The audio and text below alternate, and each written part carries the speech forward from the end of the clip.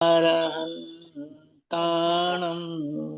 नमो सिद्धाणं नमो आयर्याणं नमो उज्जायाणं नमो लोये सवसाहुणं मङ्गलं भगवान् वीरो मङ्गलं गौतमो गणी मङ्गलं कुन्दकुन्दार्यो जैनधर्मोऽस्तु मङ्गलम् सर्वमङ्गलमाङ्गल्यं सर्वकल्याणकारकं प्रदानं सर्वधर्माणां जैनं जयतु शासनं जैनं जयतु शासनं जैनं जयतु शासनम् वन्दे तु सर्वसिद्धे ध्रुवमचलमणोऽमङ्गलिं पते ओछामि समयपाहुरे नमो सुधकेवली मणिनम् नमः श्रीवर्धमानाय निर्धूतकलिलात्मने सालोकानां त्रिलोकानां यद्विद्यादर्पणाय ते नमः समयसाराय स्वानुभूत्या चकासते चित्स्वभावाय भावाय सर्वभावान्तरच्छिदे अनन्तधर्मणस्तत्त्वं पश्यन्ति प्रत्यगात्मनः अनेकान्तमयी मूर्तिर्नित्यमेव प्रकाशताम् निसंग है जो आयुषम निर्लेप है आकाश से निजात्म में ही विहरते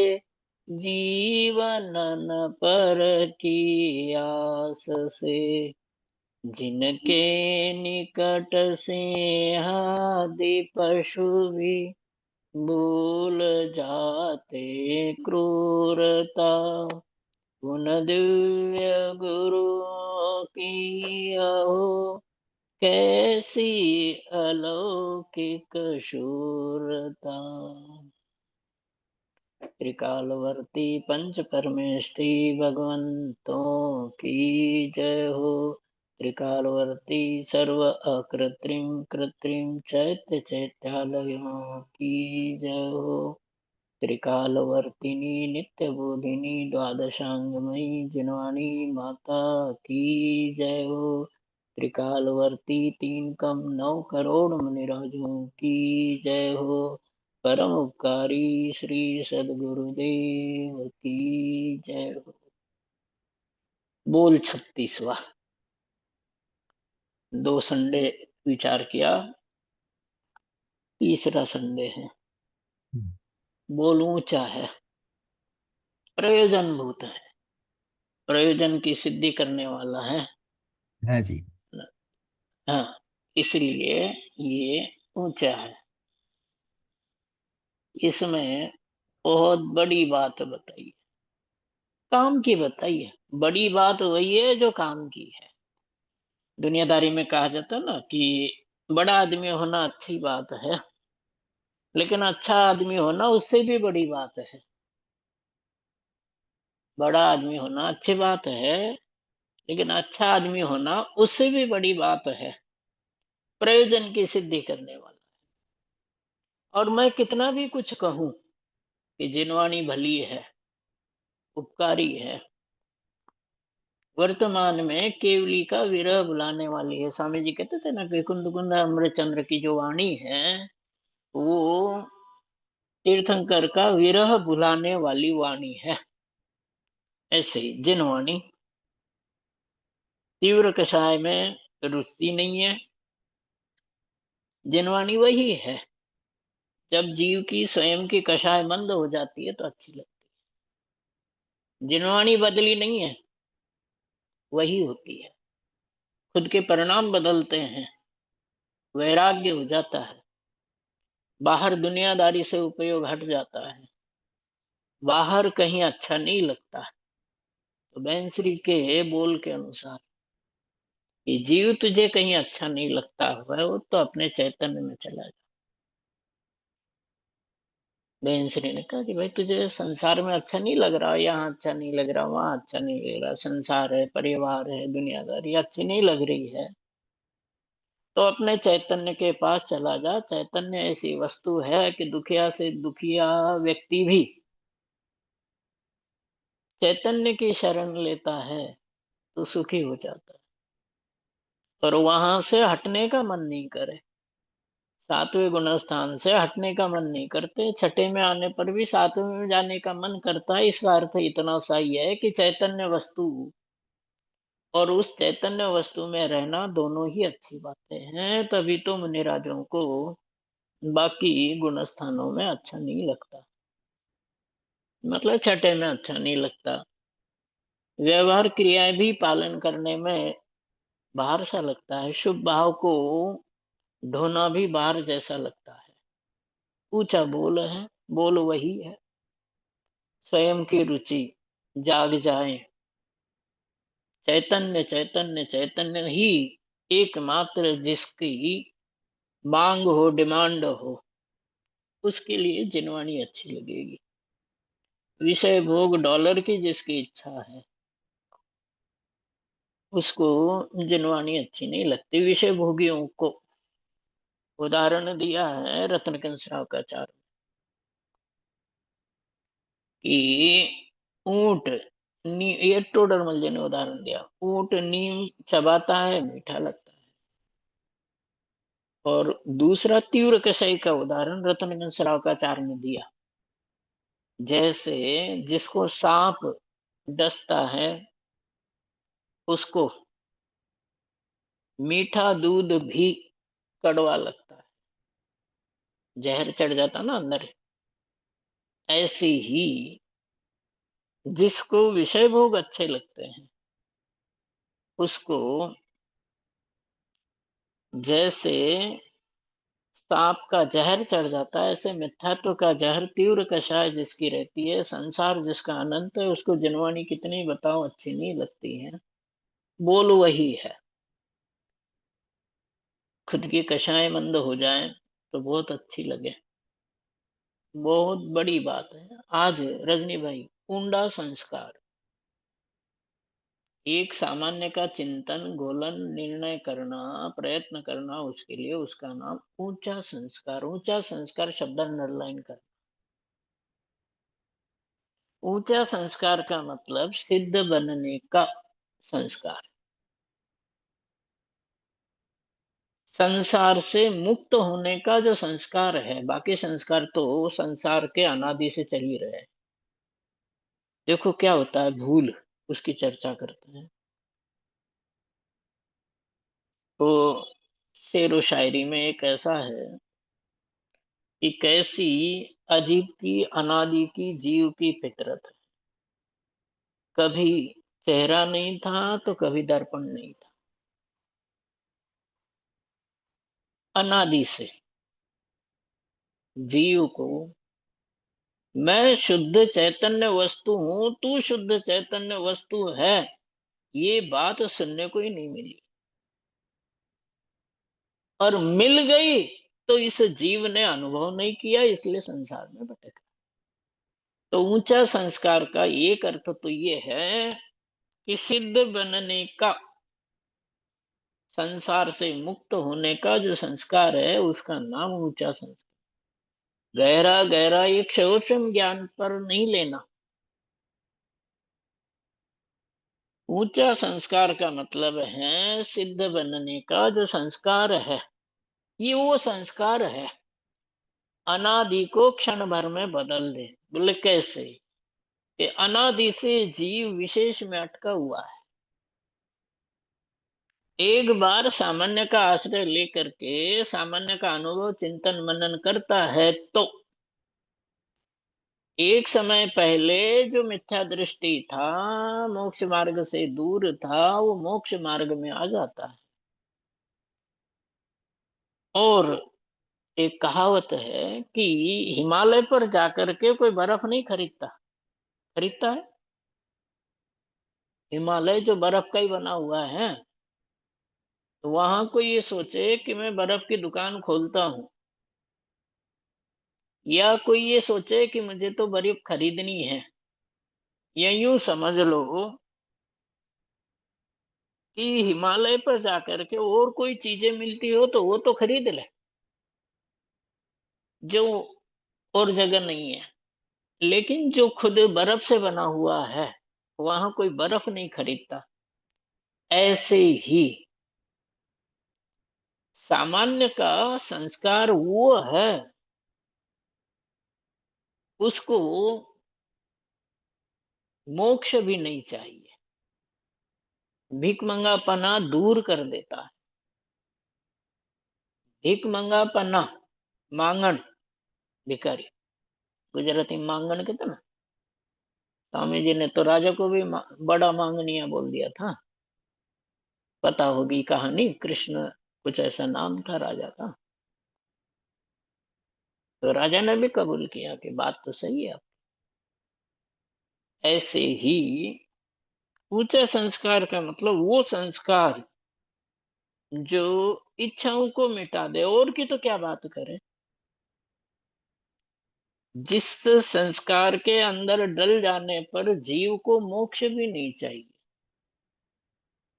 मोक्ष की इच्छा भी उसके समाप्त हो जाती है। मोक्ष कहे कि मैं तुम्हारे पास रहता हूं, तो बोले मुझे तुम्हारी भी जरूरत नहीं। और इच्छाओं की तो बात ही छोड़ो, विषय भोगों की और संस्कार की और शरीर की और जीवन की और मरण के बाकी संस्कार तो छोड़ दो। जिसके सामने मोक्ष आ जाए तो मोक्ष के लिए भी कह दे कि भाई मुझे तुम्हारी जरूरत नहीं है, और इच्छाएं वो तो बिल्कुल ही नष्ट हो जाती है। सामान्य से, अर्थात सामान्य के चिंतन से, अनुभव से जीव को क्या मिलता है? ये जीव अमीर बन जाता है, उसका भिखारीपना दूर हो जाता है, मांगना दूर हो जाता है। उसको मोक्ष भी नहीं चाहिए। जिस संस्कार को, डेफिनेशन बना लो कि जिस संस्कार को मोक्ष भी नहीं चाहिए, उस संस्कार को ऊंचा संस्कार कहते हैं।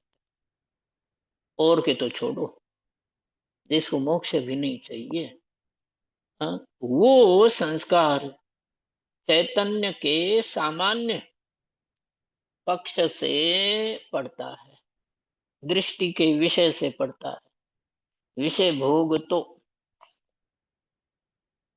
अनादि के हैं और क्षणिक है। सबसे बड़ी बात ये देखो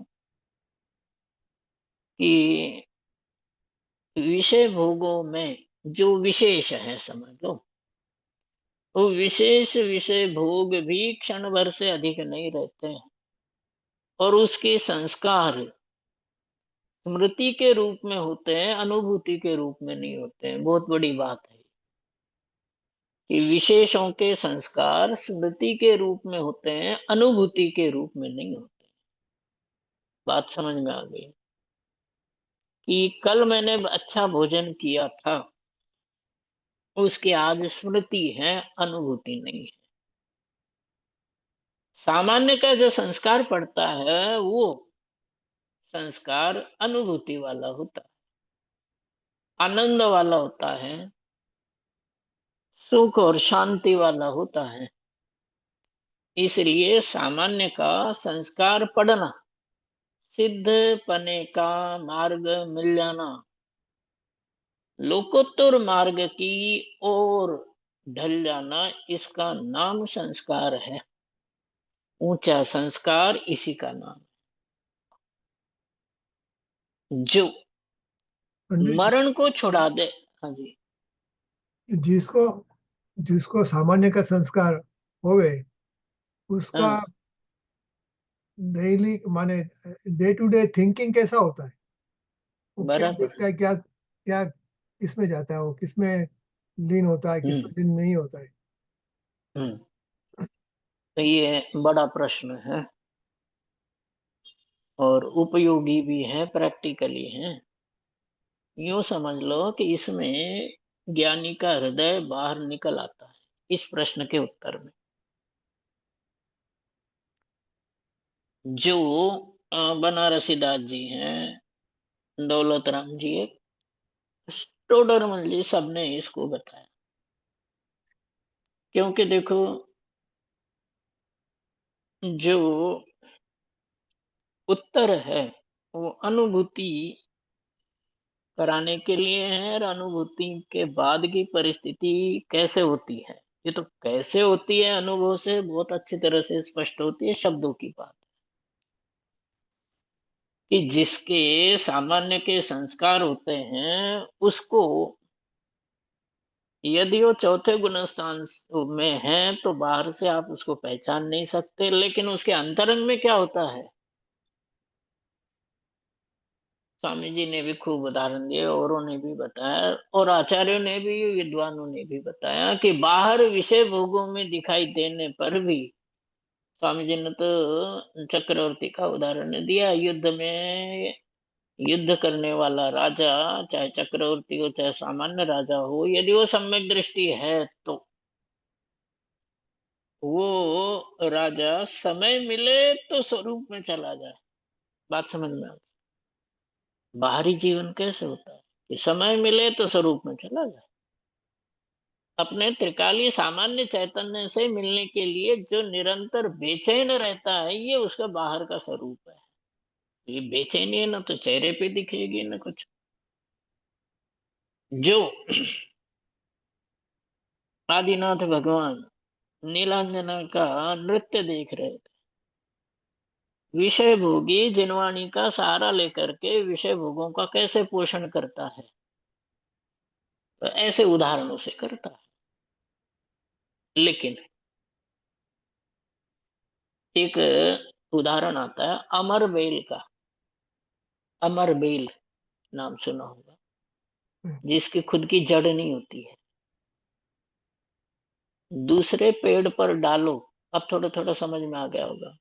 वो रस्सी की तरह, हरी रस्सी की तरह, पैरेट कलर की रस्सी, यस, पत्ते नहीं होते, कुछ नहीं, उसको दूसरे पेड़ पर डाल दो तो जिंदा रहती है। और यदि उसको वो दूसरा पेड़ नहीं मिले तो नष्ट हो जाती है, सूख जाती है। पत्थर पर डाल दो तो खत्म हो जाएगी। ऐसी ही कषाय, उसको विषय भोगों का निमित्त मिलता है तो जीवंत रहती है। और शास्त्र पढ़ करके जो सामान्य के संस्कार नहीं डालता है, वो जीव भी ज्ञानी नहीं है। ज्ञानी सिद्ध करने के लिए, अपने विषय भोगों को सही ठहराने के लिए आदिनाथ भगवान आदि का उदाहरण लेता देता है, लेकिन उनके अंतरंग को नहीं समझता उदाहरण देते समय। कि उनके अंतरंग में तो एक शुद्ध चैतन्य की धधक बनी रहती है। नीलांजना के नृत्य के बीच में भी जैसे ही उधर से कषाय हट जाए स्वरूप में चले जाते, वो बात नहीं बताता। तो बाहरी जीवन ऐसा होता है कि आप उसको पहचान नहीं सकते यदि वो चौथे गुण स्थान में है। अच्छा, ये तो हो गए चौथे। पांचवें गुण स्थान में भी द्रव्यलिंगी श्रावक होता है, कैसे पहचानोगे कि उसके बाहर का जीवन कैसा है। छठे गुण स्थान में भी द्रव्यलिंगी मुनि होते हैं। तो प्रश्न का उत्तर तो खुद को ही समझना पड़ेगा, लेकिन अनुमान वाली बात है। और जिनवाणी के उसमें उद्धरण है, स्वामी जी के हैं, ज्ञानियों के हैं, कि जैसे गाय अपना दूध पिलाती है, ये उदाहरण दिया बनारसी दास जी ने। टोडरमल जी ने उदाहरण दिया मुनीम का, गुमास्ता, सेठ का जो नौकर है, जो ट्रेजरार का काम करता है, खजांची, वो सेठ की तरह ही सब काम करता है। लेकिन बाहर से उसमें फंसा हुआ दिखाई देने पर भी अंतरंग में उसको भेद ज्ञान रहता है, ये काम मेरा नहीं है। ऐसे ही उसका जीवन कैसे होता है, रजनी भाई? तो उसका जीवन बाहर से देखो तो समझ में नहीं आता, अंतरंग से देखो तो समझ में आता। निहाल भाई को बाहर से देखो तो आपके और हमारी तरह है, लेकिन अंतरंग परिणति देखो तो समझ में आ जाए। मतलब ज्ञानियों को पहचानना होता है, अंतरंग परिणति से ही पहचाना जाता है, बाहर की क्रियाओं से। एक उदाहरण ऐसा आता है रजनी भाई कि पहले स्वामी जी का ही है। पहले गुणस्थान वाला द्रव्यलिंगी मुनि, जिसको चीर दो, उसके शरीर में चीरा लगा दो और नमक डाल दो तो आंख की कोर भी लाल नहीं होती है, पहले गुणस्थान में। अब उसकी ये शुक्ल लेशा है। पहले गुणस्थान में छह लेशाएं होती है, चौथे में भी होती है। कृष्ण नील कापोत पीत पद्म शुक्ल। अब पहले गुणस्थान वाला शुक्ल लेशा वाला जीव बाहर से देखो तो धर्मात्मा दिखे, और चौथे गुणस्थान वाला जीव यदि कृष्ण लेशा में हो, नील लेशा में हो, कापोत लेशा में हो, तो आपको हजार बार कहूं कि ये सम्यक दृष्टि है या मैं सम्यक दृष्टि हूं, तो आप वो नहीं करोगे, क्योंकि उसकी लेशाएं वैसी है। लेकिन मूल बात हमको समझनी ये है कि कैसा होता है, अपना अपन जज करें, दूसरे की तो छोड़ो। ये बाहर से कैसा होता है कि जिसको चैतन्य सुनते ही उल्लास आता है, दृष्टि का विषय सुनते ही उल्लास आता है, जिनवाणी के नाम पर वो सारे काम छोड़ करके भागने का मन करे उसका जिनवाणी के स्वाध्याय के लिए। क्योंकि ध्यान का ग्रंथ है तत्वानुशासन। उसमें ये लिखा है, उदाहरण दिया है नागसेन, रामसेन मुनि है, दो के नाम से बात चलती है, लेकिन रामसेन का ग्रंथ है। वो कहते हैं कि स्वाध्याय से ध्यान प्राप्त करो और ध्यान से स्वाध्याय करो, दोनों स्वाध्यायों में अंतर है। ध्यान, स्वाध्याय से ध्यान को प्राप्त करो और ध्यान करके स्वाध्याय करो। दूसरे स्वाध्याय का अर्थ ये है, जैसा उपयोग में उपयोग है ना, तो उपयोग शब्द के अलग अलग अर्थ होते हैं, वैसे ध्यान से स्वाध्याय से ध्यान करो और ध्यान से स्वाध्याय करो। मतलब आगम के द्वारा ध्यान के लिए सामग्री प्राप्त करो और मैं शुद्ध चैतन्य आत्मा हूं, ऐसा। पिछली बार ध्यान की चर्चा आई थी ना, अब भी आई और आगे भी आती जाएगी, वही चिंतन वैसे चल रहा है। क्या ध्यान किसे कहते हैं? द्रव्य संग्रह में लिखा है कि अविचलित चैतन्य वृत्ति ही ध्यानम। ये बहुत बड़ी बात है, लिख लेना आप लोग, आगे भी काम आ जाएगी, क्योंकि ये बात आपने ज्ञान के संदर्भ में तो सुनी है, लेकिन ध्यान के संदर्भ में ये बात पहली बार सुन रहे हैं। फिर ज्ञानी से। ज्ञान में, हाँ फिर से, फिर से। अविचलित चैतन्य वृत्ति ही ध्यानम। अविचलित चैतन्य वृत्ति, ठीक है। है ना, ही ध्यानम। कि चैतन्य में अविरल, निरंतर, चाहे लब्धि हो चाहे उपयोग हो। पंडित जी, कौन सी द्रव्य संग्रह की कौन सी गाथा में से ये रेफरेंस है? 48, 48, 48। हाँ जी, थैंक यू।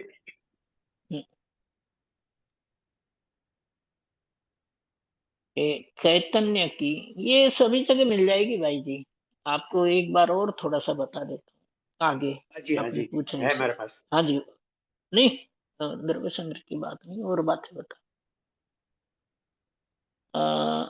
ध्यान के प्रकरण में पार्थिवी धारणा है, पिंडस्थ ध्यान में आते हैं। उनका सार बता देता हूँ आपको, विस्तार में तो बहुत समय है। सार ये है कि पार्थिवी धारणा में अपने आप को स्थिर करने का अभ्यास करना। आग्नेयी धारणा में शरीर और कर्म को जल जल गए ऐसा जानना है। वारुणी धारणा पहले आती है, मारुति धारणा। उसमें जो शरीर जल गया, जो कर्म जल गए, आठों ही कर्म सारे, उसकी राख को उड़ाकर ले जाने की कल्पना है। फिर वारुणी धारणा में जैसे जे जगह जल जाती है ना, उसके बाद धुलाई होती है, वैसे वारुणी धारणा में धुलाई का काम होता है, धुल जाते हैं। तो तत्व रूपवती पांचवी धारणा है। पिंडस्थ ध्यान में पांच धारणाएं हैं। तो सभी में ये बताया कि मैं शुद्ध चैतन्य हूं, बस इतना ही ध्यान करा। हम्म। दूसरा परिभाषा ये है, क्योंकि उत्तम संगणन से एकाग्र चिंता निरोधो ध्यानम आंतर मुहूर्ता, 9वां अध्याय तत्वार सूत्र 27 नंबर का सूत्र है। इसको तो अपन जानते हैं, लेकिन सरल भाषा में कहे कि चैतन्य में भाव मन की एकाग्रता को ध्यान कहते हैं। चैतन्य में भाव मन की एकाग्रता को ध्यान कहते अरुण जी, उसको ही उपयोग कह सकते हैं। हैं। हाँ ध्यान जो भाव मन की एकाग्रता आपने बताया, उसी को जी। उपयोग भी कह सकते हैं। हाँ, भाव मन मतलब उपयोग। तो भाव, द्रव्य उपयोग, मन और भाव मन। हाँ। हाँ, तो चैतन्य का उपयोग जिस पे केंद्रित होता है, हम्म। उसको ही ध्यान कहता है, राइट? बराबर। ध्यान क्या है कि ज्ञान के ठहराव को ध्यान कहते फिर से हैं। ज्ञान, हाँ, ज्ञान के ठहराव को ध्यान कहते हैं। ज्ञान ना बस आप ज्ञान। ये, हाँ। आपने बोला ज्ञान, क्या ज्ञान के ठहराव का? हाँ जी। ज्ञान, ओके। ध्यान, ये दोबारा, ध्यान ज्ञान गुण की पर्याय, चारित्र गुण की नहीं। ज्ञान दो प्रकार का होता है, अग्र ज्ञान, व्यग्र ज्ञान, एकाग्र ज्ञान, और ये भाई उपयोग का प्रश्न किया था ना, क्या नाम, हम्म, उपयोग का प्रश्न अभी किया ना भाई ने, हाँ, अंकित भाई। अंकित, हाँ। हम्म, उसके बारे में समझ लो। उपयोग के बारे में, उपयोग दो प्रकार का, ज्ञान और दर्शन। उसमें से ज्ञान तो उपयोग लेना है। तो ये दो तीन परिभाषाएं, मन की, भाव मन की एकाग्रता, ज्ञान का ठहराव और शुद्ध चैतन्य वृत्ति ध्यान है। ये दो चार परिभाषाएं और भी बता दूंगा आपको। पंडित जी, सादर जय जी ने। सादर जय। पंडित जी, एक प्रश्न है। ध्यान हाँ। और दूसरा शब्द आता है समाधि। तो ध्यान और समाधि हम्म। दोनों में क्या फर्क है? ध्यान की तो आपने हम्म। परिभाषा बताई, हम्म। एकाग्र चिंता हम्म। निरोध ध्यान ऐसा आता है। हम्म। हम्म। तो समाधि में क्या लेना? बराबर। समाधि चारित्र गुण की पर्याय है। और ज्ञान, ध्यान ज्ञान में, ध्यान ज्ञान गुण। ज्ञान, ज्ञान गुण। अब बराबर, सुनो बहुत बढ़िया। दूसरी क्योंकि बात। गुरुदेव दूसरी, प्रवचन में, हाँ गुरुदेव का ही माल है सर।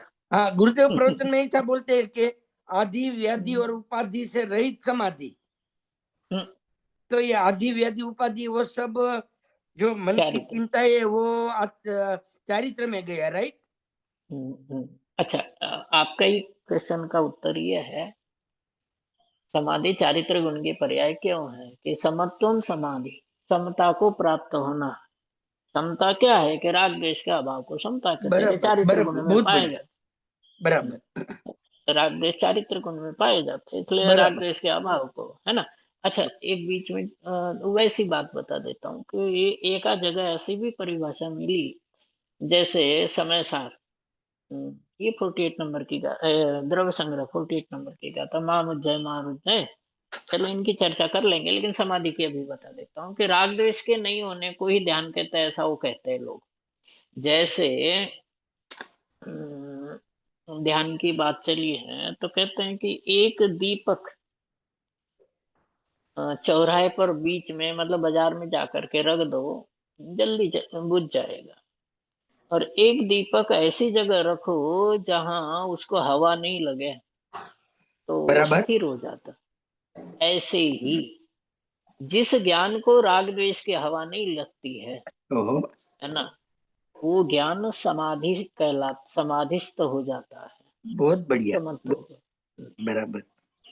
तो समाधि चारित्र गुण की है, और भी चर्चा करके बता देंगे। समत्व, समत्वम समाधि, समत्व को समाधि कहते हैं। बराबर। तो हाँ, ये स्वामी जी की कही हुई बात है। सारी बातें बराबर। लगभग यूं समझ लो ना कि शब्द कुछ मेरे हैं, बातें हाँ, उनकी। ना ना, बराबर, बहुत बढ़िया, बहुत हाँ, बढ़िया। थैंक यू, तो जो थैंक यू। और हाँ, और पंडित जी, वो दूसरे शब्दों में अपन कहते हैं ना कि चारित्र चारित्र को जानता ही नहीं है, ज्ञान कुछ हवा नहीं लगे शुभ शुभ की, तो वो ज्ञान चारित्र में। क्योंकि हाँ, सभी ये तो शक्तियां खुद को जानती नहीं है, ज्ञान ही जानता है। उसमें बहन वो बात समझनी है ना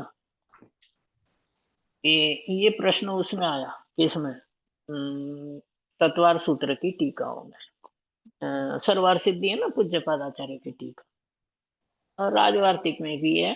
और ये बात श्लोक वार्तिक में, तीनों ग्रंथों में लगभग एक जैसी, तीनों टीकाओं में एक ही बात आती है कि मूल सूत्र क्या है कि सम्यक दर्शन ज्ञान चारित्राणी मोक्ष मार्ग। बीच में किसको रखा कि ज्ञान को, पहले किसको रखा कि सम्यक दर्शन। श्रद्धा के बिना कुछ भी काम का नहीं, ज्ञान भी नहीं, चारित्र भी। इसलिए सबसे पहले श्रद्धा को लिखा। बोले ज्ञान को बीच में क्यों रखा, तो बोले वो ज्ञान को इसलिए कि मध्य दीपक, शब्द दोबारा रिपीट करता हूँ, कौन सा शब्द है, मध्य दीपक। मध्य दीपक का मतलब दो कमरों के बीच में यदि कोई बल्ब जल रहा हो तो दोनों कमरों में उजाला पहुंचा दे।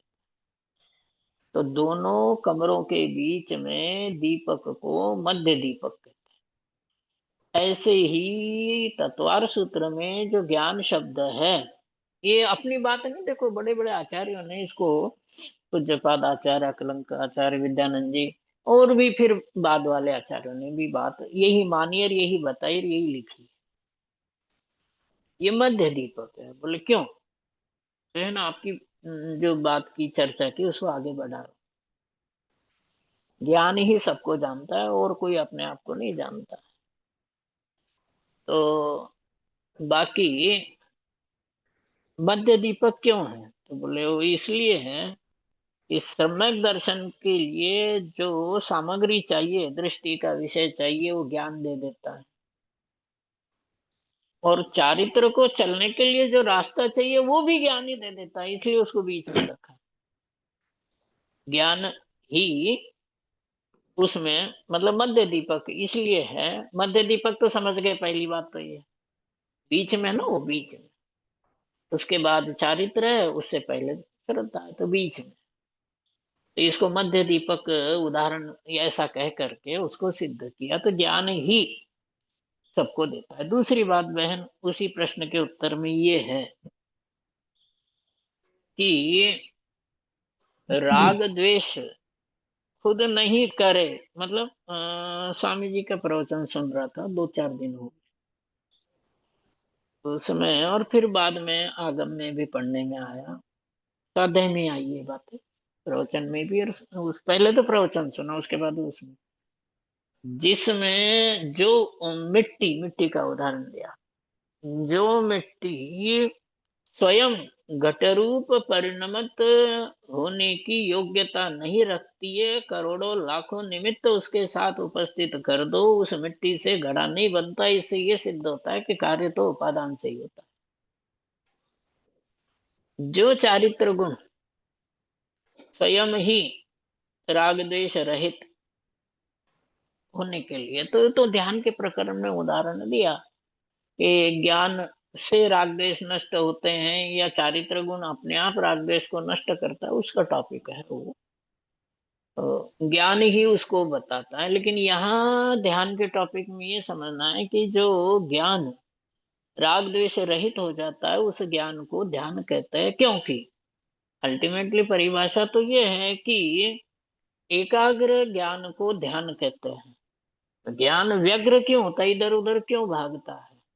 अंकित भाई, बीच में आपकी बात बता देता हूँ जो विकल्प फिर आया। अग्र और एक, रजनी भाई सूत्र ध्यान है ना, एकाग्र चिंता निरोधो ध्यान। उत्तम संगणन से पहला शब्द है उत्तम संगणन। ये रामसेन मुनि ने तत्वानुशासन में बताया कि शुक्ल ध्यान के लिए लिखा है, बाकी छहों संहननों में धर्म ध्यान होता है।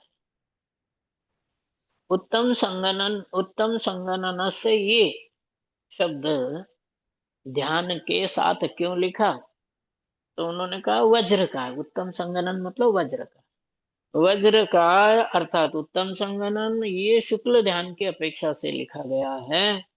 छहों संगणनों से धर्म ध्यान की प्राप्ति होती। अब रजनी भाई याद है ना सूत्र? नहीं तो उसमें दो शब्द है एकाग्र, उस शब्द को बहुत हाईलाइट करते, लेकिन उसके मूल अर्थ दो क्या है, बाकी अर्थ जो समझते हो तो ही। अंकित भाई आप ध्यान से सुनो। एक मतलब अकेला, मात्र, केवल, ओनली। अग्र मतलब आत्मा। एकमात्र आत्मा की चिंता करना, इसका नाम ध्यान है। फिर से रिपीट करूं या हाँ समझ जी। में आ गई? एक मतलब अकेला, ओनली, मात्र, असहाय, केवल। और अग्र शब्द का अर्थ है आत्मा। ये जो ध्रुव सामान्य का बोल है वो दृष्टि का विषय।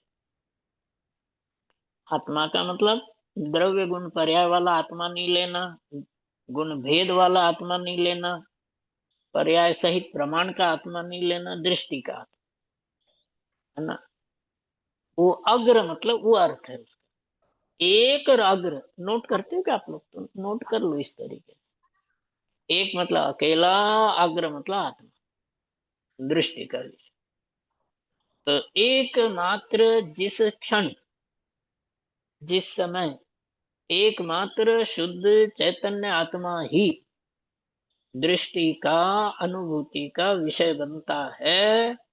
दृष्टि की अपेक्षा नहीं, यहाँ पर ज्ञान की एकाग्रता की बात है कि ज्ञान की एकाग्रता के कारण से वो ध्यान कहलाता है। क्योंकि ज्ञान की एकाग्रता को ध्यान कहते हैं। ज्ञान दो तरह का होता है, वो चार्ट बनाते ना ज्ञान। हाँ, उपयोग पहले ના ના चार्ट ના ऐसा बनाना। એ લે છે પણ કઈક બીજો ડિસ્કો ચાલે. ઓ સોરી સોરી સોરી पंडित जी. नहीं नहीं, कोई नहीं, चल सब चलता है। योग्यता के अनुसार पर्याय बनती है, उस समय उस पर्याय की वही योग्यता थी। हम्म। तो बात ये है, ध्यान समझना चाहते हैं, ध्यान करना चाहते हैं, क्योंकि ये सामान्य का चिंतन मनन घोलन, इसको भी दूसरी भाषा में कहो या ध्यान का ग्रंथ होता तो इसमें इसी को ध्यान करते ये लिख देते। जैसे आपको लगे ना कि कहीं सब्जेक्ट से इधर उधर जा रहे हैं, तो बात ये है कि जैसे उपयोग, उपयोग के दो वो बना लो, चार्ट बना लो उपयोग का। उपयोग में एक तरफ ज्ञान, एक तरफ दर्शन। तो ज्ञान के नीचे दो भेद करने, एक अग्र ज्ञान और दूसरा व्यग्र ज्ञान। समझ में आ गई पंडित बात? जी फिर से बोलिए। दोबारा थैंक यू चार्ट जी। बना लो। आत्मा में, आत्मा सबसे ऊपर, दोबारा नए तरीके से, आत्मा सबसे ऊपर। आत्मा के अनंत अनंत गुण, अनंत अनंत गुणों में एक उपयोग, उस उपयोग के दो भेद कौन कौन से? ज्ञान और दर्शन। दर्शन। दर्शन को एक तरफ छोड़ दो। हम्म ज्ञान के दो प्रकार, भेद तो 8 है, 5 सम्यक और 3 मिथ्या 8 है, लेकिन वो भेद नहीं करने। वो ज्ञान दो तरह का, अग्र ज्ञान मतलब एकाग्र ज्ञान और व्यग्र ज्ञान, बराबर। बराबर। एकाग्र ज्ञान के नीचे लिख लो ध्यान,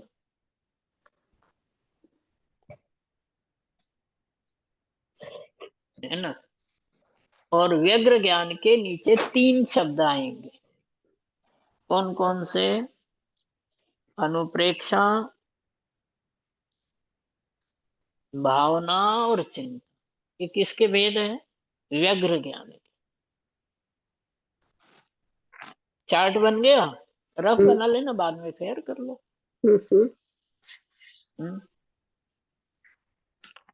कि जो ज्ञान है उसके 2 पार्ट कर लिए, एक तो अग्र ज्ञान और दूसरा व्यग्र ज्ञान। अग्र ज्ञान का नाम ध्यान और व्यग्र ज्ञान के नाम 3, भावना, अनुप्रेक्षा और चिंता, बराबर। बराबर। अब भावना का मतलब समझो, ये धवला वगैरह ग्रंथों के आधार से बता रहा हूँ। भावना किसे कहते हैं? धवला पुस्तक 13 उसमें भावना किसे कहते हैं? बोले शुद्ध चैतन्य के लिए जो ज्ञान जानने का प्रयत्न करता है, संस्कार कहो, प्रयत्न कहो, तो उसको तो कहते हैं भावना, बराबर। दूसरा पुरुषार्थ कह सकते हैं। पुरुषार्थ सम्यक दर्शन, उपचार से पुरुषार्थ है, यथार्थ पुरुषार्थ तो अनुभूति में ही है, या बराबर कह सकते हैं। बराबर। दूसरी बात, अनुप्रेक्षा किसे कहते हैं? कि अनुभूति के बाद दोबारा चैतन्य में जाने की जो भावना रहती है, इच्छा रहती है, भाव होता है, उसका नाम अनुप्रेक्षा। और इन दोनों के अलावा जो कुछ होता है वो चिंता कहलाता है। समझ में आ गई बातें? अब जो ज्ञान एकाग्र ज्ञान है उसका नाम ध्यान है ना। ज्ञान, हाँ, ये जो चंचल चित्त है, रजनी भाई अब बोल की बात है कि जो चित्त सदा चंचल रहता है, उस चंचल चित्त को सामान्य ध्रुव दृष्टि के विषयभूत शुद्ध आत्मा का निमित्त देना, आश्रय देना, उसके चिंतन मनन विकल्प करना, इसका नाम संस्कार है ना। तो ध्यान की छोटी सी बीच में चर्चा आ गई थी कि अग्र ज्ञान, बहुत लंबी चर्चाएं हैं, लेकिन एकमात्र, क्योंकि हमने लास्ट सेंटेंस आप रिपीट करिएगा। हाँ, कौन सा? हाँ, चंचल चंचल की बात की, बराबर बराबर, हाँ चंचल, समझ में वो याद आ गया। जो चित्त चंचल है, वो चंचल चित्त को ध्रुव शुद्ध चैतन्य अपना ही है, कोई पड़ोसी नहीं है, अपने में ही ध्रुव है, अपन स्वयं ध्रुव हैं, ऐसा। मैं ध्रुव हूँ, शुद्ध हूँ, चैतन्य हूँ, है ना। मैं कैसा चैतन्य हूँ कि ध्रुव शुद्ध।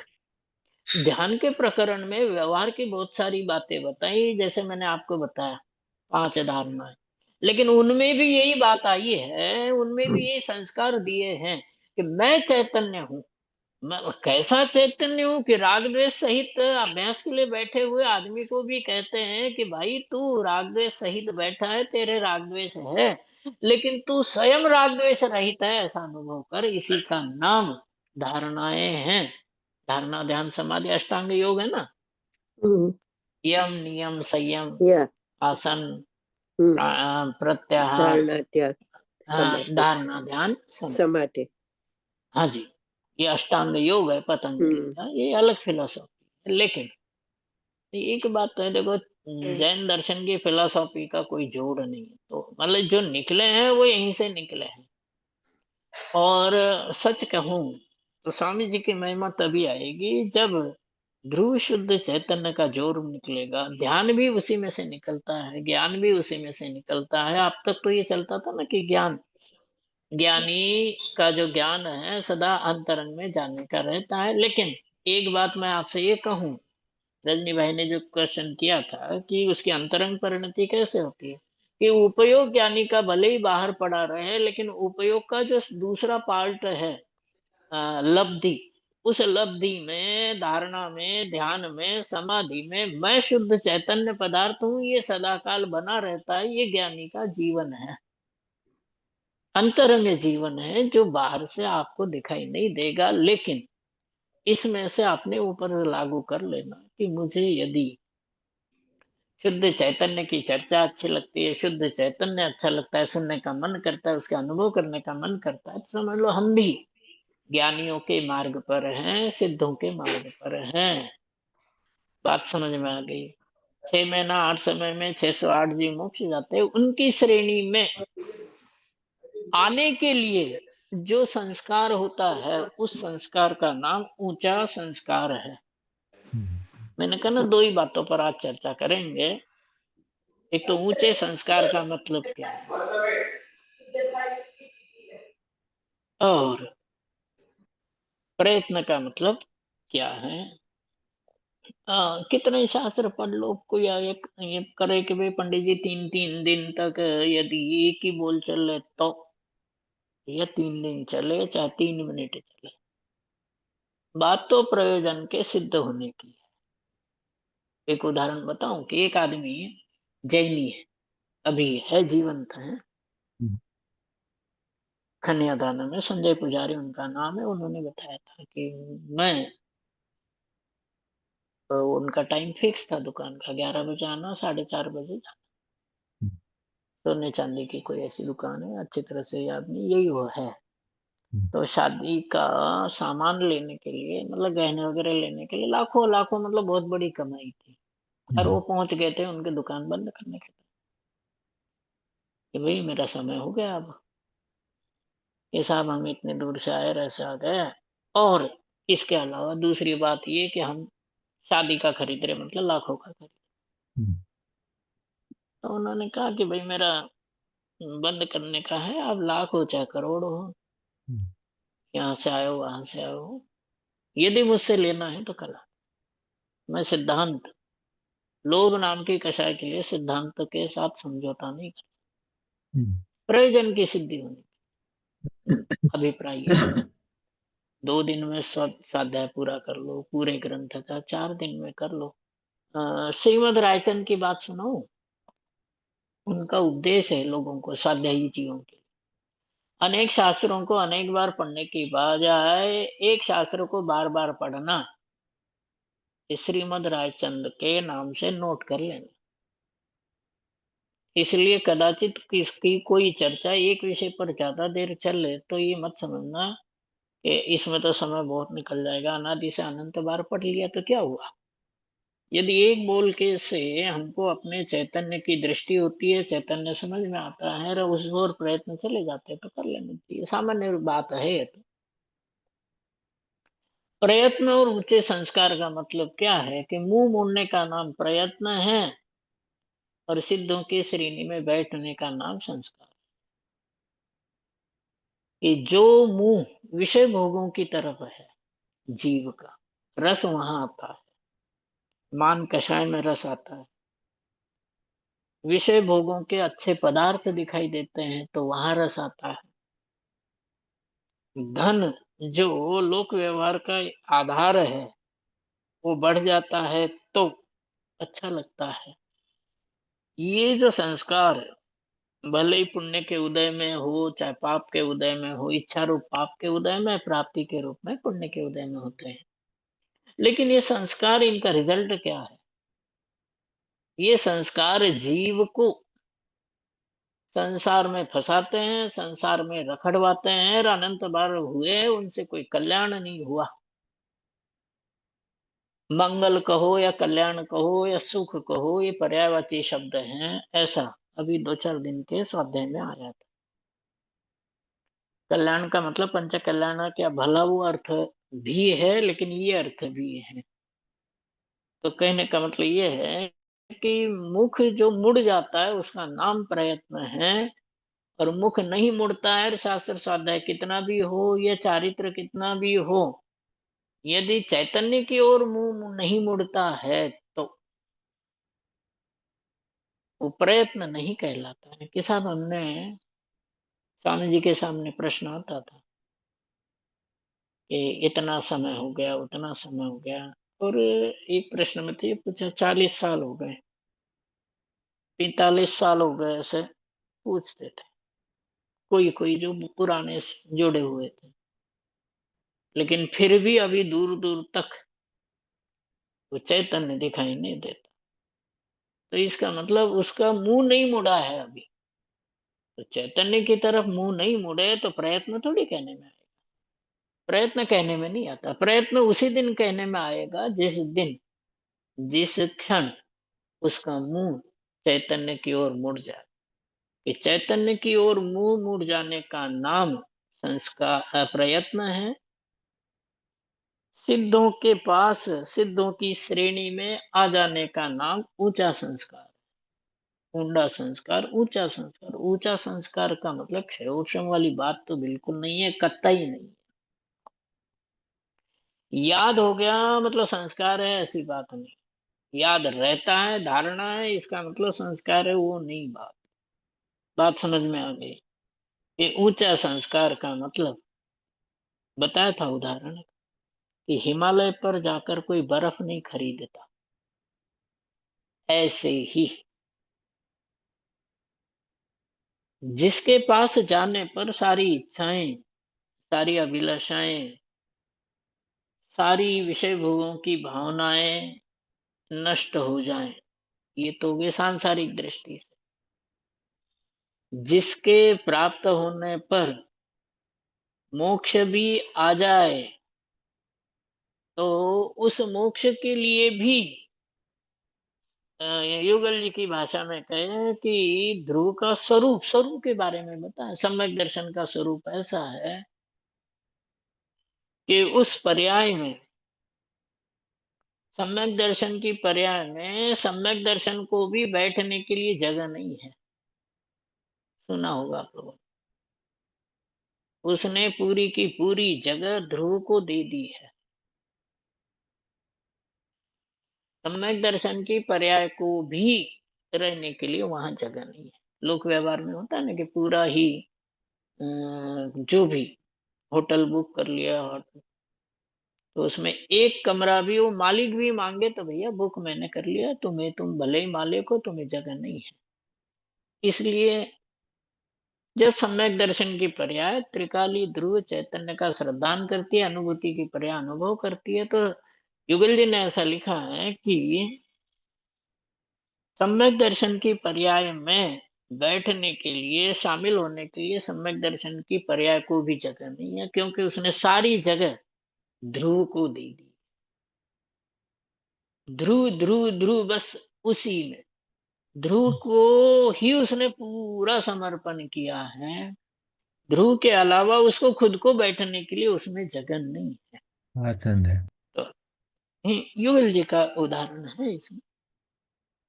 और बात भी यथार्थता के स्तर पर जाके देखो कि ध्रुव के सम्यक दर्शन की पर्याय के पास जाके देखो कि तुम सम्यक दर्शन हो, पूछो उनसे, कांटेक्ट कर लो और पूछो कि तुम तो सम्यक दर्शन हो। तो कहती मैं सम्यक दर्शन नहीं, मैं तो ध्रुव हूं। जिस दिन वो पर्याय कहे कि मैं सम्यक दर्शन हूं, समझ लो सम्यक दर्शन खत्म। भाव समझना है इसका। हाँ जी, बहुत कि अच्छा। हाँ, उस सम्यक दर्शन के पर्याय से भी पूछ लो कि तुम तो सम्यक दर्शन हो ना, कि भाई मैं तो ध्रुव हूं। उसने दूसरी परिभाषा रटी नहीं है। ये उदाहरण भी दिया जाता ना, हमने तो हुकुमचंद बारीली ने, छोटे दादा, उनके मुंह से सुना हुआ है कि जिसकी माँ खो जाती है उसको माँ के अलावा, तेरा नाम क्या, तो माँ बताए, है ना। जो को भी पूछो कि तुम्हारे पिताजी कौन, की उसको माँ चाहिए, इसलिए उसके मुंह से निरंतर माँ ही निकलता है। इसलिए सम्यक दर्शन भी जब अपने, जिसको ध्रुव चाहिए, अनुभूति को ध्रुव चाहिए, तो अनुभूति जब ध्रुवमय होती है तो उसको जो चाहिए उस रूप हो गई। इसलिए अनुभूति से भी पूछो कि तुम तो अनुभूति सम्यक ज्ञान हो ना, कि भाई मैं नहीं हूं, मैं तो ध्रुव हूं। पंडित जी वो कहते श्रद्धा थे गुण से कि सीता की डिक्शनरी में सीता नाम हाँ ही नहीं था, राम ही नाम था। हाँ पूछिए बराबर तो है। हाँ, तो वो बोलते कि हाँ राम ही है सब जगह, हाँ हाँ हाँ, राम ही है, बराबर। सीता नहीं है। बहुत अच्छा, बहुत अच्छा। हाँ, उसके डिक्शनरी में वो नहीं है ना। अब जैसे जैन डिक्शनरी में कुछ अकार्य नहीं है, कुछ अनहोनी नहीं है। जैन डिक्शनरी में, जैन फिलोसॉफी की डिक्शनरी में अनहोनी कुछ नहीं है। जो होना है वो होता ही है, होकर रहता है, होने का नाम ही होनी है।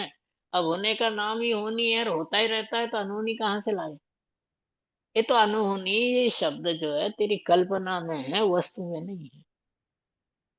कि बुरा हुआ, बुरा क्या और अच्छा क्या, ये दोनों। तो इसलिए युगल जी ने पूजन में लिखा ना, देव शास्त्र गुरु की पुरानी एक ही पूजन है उनकी, उसमें अनुकूल कहे प्रतिकूल। हम्म? अनुकूल कहना, प्रतिकूल कहना, ये तो झूठी मन की वृत्ति है। बात समझ में आ गई? कि किसी चीज को या किसी परिस्थिति को, किसी पदार्थ को अनुकूल कहना, किसी को प्रतिकूल कहना, ये तो कर्मों की रचना है। हम कहते हैं कि साहब ये बुरा हुआ, ये अच्छा हो गया। हाँ? तेरी इच्छा के अनुसार हो तो अच्छा हो गया, तेरी इच्छा से विपरीत हो तो बुरा हो गया। तो ये अच्छा और बुरा क्या है? टोटल मुझे ने तो खूब उसको खोल करके बताया भी है कि भैया ये अनुकूलता और प्रतिकूलता पदार्थों में नहीं, तेरी मनस्थिति में होती है। पदार्थ तो कर्म के उदय के अनुसार परिणमन करते हैं। अब करने को स्वीकार करने का नाम ही सम्यक ज्ञान है। करने में अच्छाई बुराई ढूंढने का नाम तो कषाय है। जो होता है, करने मतलब होता है, जो होता है परिणमन, उस परिणमन को जैसा है, इसलिए सरल भाषा में कहें, समय सार की भाषा में कहें, हम्म, ये वाली बात है। जैसे श्रीमद रायचंद को वो समय सार मिले, देने वाले को मोतियों का दान दिया, मतलब शब्दों की कीमत कितनी होती है। ऐसे ही ज्ञानियों ने जो प्रमेय दिए, जैसे हर परिस्थिति में तू तो, एक बात मैं कहता हूँ और आपने भी कई बार सुनी है, कि अपने को अवश्य जानो और अपने को ज्ञायक ही अवश्य जानो। बात समझ में आ गई? ये अपने को जानना, ये हमारे जीवन का लक्ष्य होना चाहिए। और अपने को जानना, गायक के रूप में जानना, ये सच्चा निर्णय है। अपने को जानो, अवश्य जानो, लेकिन सम्यक जानो, उसका उत्तर है कि अपने आप को गायक ही जानो। अपने की डेफिनेशन बहुत हो सकती है कि मैं रजनी भाई हूँ, मैं रजनी भाई हूँ, मैं इतना लंबा हूँ, मैं इतना छोटा हूँ, मैं कैसा, क्यों कुशल भाई, कि मैं इतना हूँ, इतना बरस का हो गया हूँ, शरीर वजन इतना, ये नहीं। अपने की डेफिनेशन बहुत ज्यादा हो सकती है, इसलिए आगे ही लिखा है कि अपने आप को ज्ञायक ही जानो, अपने को अवश्य जानो और अपने को ज्ञायक ही जानो। तो जिसको सरल भाषा में आगम में, ये तो अध्यात्म की बात हो गई, क्योंकि ध्यान की दो तरह की परिभाषा अगली बार चर्चा करेंगे। अध्यात्म की परिभाषा में ध्यान के भेद नहीं है, आगम की परिभाषा में ध्यान के चार भेद। वो जो भाई ने बोले ना, द्रव्य संग्रह गाथा 47 48 दोनों में खूब खुल करके इसकी चर्चा, बाकी एंड तक ध्यान का ही वर्णन किया है। उसमें लिखा है कि आगम की भाषा में ही ध्यान चार प्रकार का है, अध्यात्म की भाषा में ध्यान के चार प्रकार नहीं है। ये बात अध्यात्म की थी। आगम की भाषा में क्या कहते हैं कि जो कार्य होता है, उस कार्य को जैसा परिणमन विश्व का होता है, पदार्थ का होता है, उस समय उस पदार्थ के परिणमन में अनुकूलता प्रतिकूलता न ढूंढ करके उसको जैसा है वैसा स्वीकार करो, अपने आप को उस काल में भी उसका ज्ञायक ही जानो। इसका नाम आगम की भाषा में, समझ में आ गई बात? ये आगम का वर्णन है। तो जैसी परिस्थिति है उसको स्वीकार करने का नाम ज्ञायकपना है, उसमें राग द्वेष करने का नाम तो संसारीपना है, विशेषपना है। सामान्यपना तो यही है ना। समय हो गया है, बाकी चर्चा अगली एक बार करेंगे। अरुण जी, एक तो क्वेश्चन है, पूछ हाँ सकता हूँ? हाँ सो हाँ। ये जो आपने ध्यान अग्र ज्ञान के जो भेद बताए, उसमें ध्यान एक और अनुप्रेक्षा भावना चिंतन। सो जो समय सारणी में उपयोग है, वो जो बात आती है, उसी का नाम हम्म ध्यान कह सकते हैं ना? हम्म जो वो ध्यान की कैटेगरी वाला ही होगा, जब बात आती है उपयोग में उपयोग है, तो वही ध्यान का सिनोनिम होगा ना? मैं आपको बात सही है, वो संवर अधिकार की जो पे वो अब नहीं। हम्म, एक छोटा सा उदाहरण बता देता हूँ। ये जो अपन स्वाध्याय कर रहे हैं या स्वाध्याय सुन रहे हैं, ये चर्चा कर रहे हैं, चर्चा चल रही है, ये धर्म है क्या नहीं नहीं। है ना। दूसरी बात,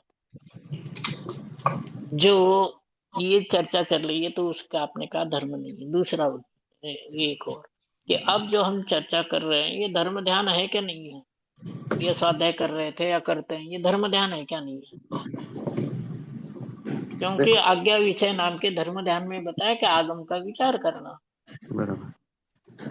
ये धर्म है क्या नहीं है। दूसरा उदाहरण बताता हूँ आपको। स्वाध्याय के बाद या दिन भर में कभी न कभी ऐसे प्रसंग बनते हैं, कषाय तीव्र हो जाती है, तो आर्त ध्यान रौद्र ध्यान है क्या नहीं है। होता है। तो उसके, हाँ, तो उसके लिए दो शब्द नोट कर लेना। धर्म ध्यान धर्म भावना, रौद्र ध्यान रौद्र भावना, आर्त ध्यान आर्त भावना। तीन के बारे में शुक्ल ध्यान की चर्चा अभी नहीं है ना।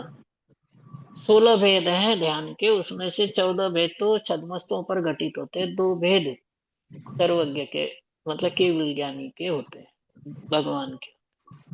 16 में से शुक्ल ध्यान के दो भेद तो अनंत परमेष्टि के होते हैं, बाकी 14 भेद जो है वो छद्मस्तों के ही होते हैं। 16 है ना, आर्त ध्यान 4 प्रकार, रौद्र ध्यान 4, धर्म ध्यान 4, शुक्ल ध्यान 4। चलो ये एक बाजू में इसको अलग करते हैं।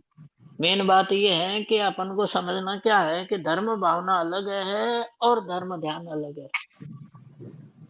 फर्क नहीं है बाहर से। स्वाध्याय करता हुआ जीव स्वाध्याय में एकाग्र है तो एकाग्रता का नाम ध्यान है। तो एकाग्र हो जाए तो ध्यान है, और ध्यान का छोटा काल भी अंतर्मुहूर्त और बड़ा काल भी अंतर्मुहूर्त। अंतर्मुहूर्त काल के लिए एकाग्र हो जाए तो उसका नाम ध्यान है, और अंतर मुहूर्त तक रहे तो शुक्ल ध्यान की अपेक्षा से बता दोबारा। तो धर्म भावना और धर्म ध्यान, यदि स्वाध्याय में एकाग्रता हो जाती है तो धर्म ध्यान है, और नहीं होती है तो धर्म भावना है। जो बाहर में पाप का उदय आता है और उस पाप के उदय में एकाग्र हो जाता है तो आर्त रौद्र ध्यान है, और एकाग्र नहीं हो तो आर्त भावना है, रौद्र भावना है। थोड़ा ये समझना अंकित भाई।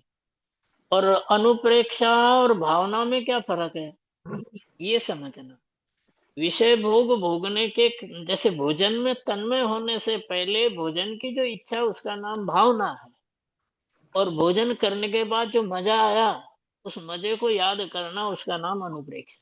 बराबर। फिर से भोग ध्यान लेना। से, हम्म, हाँ, ध्यान से पहले ध्यान की इच्छा होना, एकाग्र होने से पहले एकाग्र होने की जो इच्छा होती है उसका नाम तो भावना है। और एकाग्र होने के बाद जो आनंद आ गया, एकाग्रता का आनंद अलग ही होता है, उसका नाम ही तो ध्यान है। तो और 47 नंबर की जो गाथा बताई द्रव्य संग्रह में, दुवि हम्पि मोक्ष हेउ जाने पाऊ नदी मुनि नियमा। तो दोनों ही प्रकार के मोक्ष मार्ग की उत्पत्ति ध्यान में ही होती है। निश्चय मोक्ष मार्ग और व्यवहार मोक्ष मार्ग लंबी चर्चा है वो। तो कहने का मतलब ये है कि जो संवर अधिकार की जो उपयोग में उपयोग, तो उसमें अंकित भाई भावना भी हो सकती है और ध्यान भी हो सकता है। बात समझ में आ गई। बर तो ये जीव पर डिपेंड करे कि यदि जीव उपयोग में उपयोग को लीन करता है तो उपयोग स्वरूप चैतन्य ध्रुव गायक में वर्तमान कालीन पर्याय के उपयोग, उस ध्रुव को दृष्टि बना करके, ध्येय बना करके, लक्ष्य बना करके उसमें उपयोग एकाग्र हो जाता है। तो दृष्टि बनाना, ध्येय बनाना, इसका नाम भावना, और ध्येय बन जाना इसका नाम ध्यान। प्रभु पकड़ में आ बराबर। गई अंकित भाई? हाँ हाँ, बहुत अच्छा। हम्म अरुण यदि जी। हम्म, हाँ जी, हाँ जी, आप पूरा हाँ कीजिए, बस एक छोटा हाँ सा प्रश्न है उसके बाद। हाँ, बात यही है कि अंकित भाई ने पूछा तो कि वो ध्यान है क्या, क्या है ये? ध्यान कह सकते हैं क्या भाई? कह भी सकते हैं, क्योंकि वहां ध्यान होता भी है और भावना भी होती है। हम क्या बताए अब आपको? स्वाध्याय करते हो तो स्वाध्याय में समय सार की गाथाएं पढ़ते, बड़े मतलब आध्यात्मिक शास्त्र पढ़ते हैं, सामान्य चैतन्य ध्रुव की ओर ले जाने वाले ग्रंथों को पढ़ते हैं, गाथाओं को पढ़ते हैं। तो ये भावनाएं हैं, और इनको पढ़ते पढ़ते उसमें उपयोग एकाग्र हो जाता है, तो उसका नाम ध्यान है। मतलब भावना के बाद ध्यान होता है, और ध्यान के बाद अनुप्रेक्षा होती है। ये ये तो वो सीरियलिटी, वो क्रम वो होता है ना? तो पहले भावना, फिर ध्यान, उसके बाद अनुप्रेक्षा, ये तो तीन का क्रम है। अब बिना भावना के ध्यान नहीं होती, और ध्यान के बिना अनुप्रेक्षा नहीं होती। पकड़ में आ गई बात? बराबर। बिना भावना के ध्यान नहीं होता, और ध्यान के बिना अनुप्रेक्षा नहीं होती। समझ में आ गया होगा आपको, अलग से हाँ, बताने की जरूरत नहीं है। एक क्रम में होता है। हाँ हाँ हाँ, क्रम में होता है। इन सब के अलावा कि मैं आज स्वाध्याय करूंगा, अब ये करूंगा ये भावना नहीं है, ये चिंता है बस। क्योंकि इन तीनों के अलावा जो कुछ है वो सब चिंता है ना? ये दोहला दोहला ग्रंथ में लिखी है। हाँ बहन, पूछी। हाँ जी, एक ही प्रश्न कि आपने बताया कि मैं नायक हूँ, उसका मतलब है कि कोई भी परिस्थिति में राग द्वेष नहीं होना, ऐसे आपने बताया, वैसे नायक भाव में रहना। हम्म अब आगम की भाषा में तो ये है कि उपदेशी भाषा होती है कि राग द्वेष नहीं करना, इसका नाम गायक में रहना,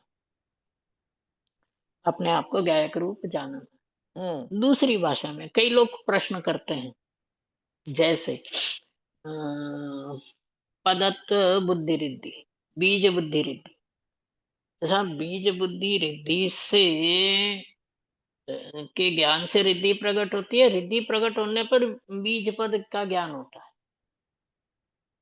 तप तप रिद्धि, या तप रिद्धियां, तप रिद्धियां तप से प्रकट होती हैं, या रिद्धियां प्रकट होने पर तप होती है? ऐसे कई जगह प्रश्न आते हैं, कई तरह के। समय अगली बार और चर्चा कर लेंगे। प्रश्न पूछ लेना, लेकिन आप लोग फिर अगली बार चर्चा आप लेना करेंगे उसके। ये डिटेल्स हाँ में। लेकिन, हाँ अच्छा, दूसरी बात ये है कि अपने आप को गायक जानने का मतलब राग द्वेष नहीं करना।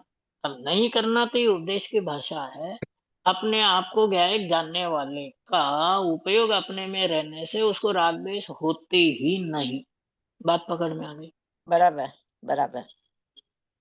जो अपने आप को गायक जानता है, गायक अनुभव करता है, उसके राग द्वेष होते ही नहीं। हम्म मतलब राग द्वेष होते नहीं है, करना नहीं है, वैसी बात नहीं है। होते ही नहीं, बराबर। बराबर, मैं तो बहुत अच्छा। गायक हूँ। तो गायक हूँ, गायक की स्थापना की, और राग राग द्वेष सामने नहीं आते हैं। जैसे वो कहते हैं ना कि नाग दमनी बेल है, उसके पास सांप जाते ही नहीं है। इसलिए गायक के भावना वाले के पास राग द्वेष उत्पन्न होते ही नहीं। बहुत अच्छा। उसका नाम ही, हाँ, उसका नाम ही है राग द्वेष नहीं करना। आगे का आपका कार्यक्रम होगा, 10 मिनट ज्यादा हो गए।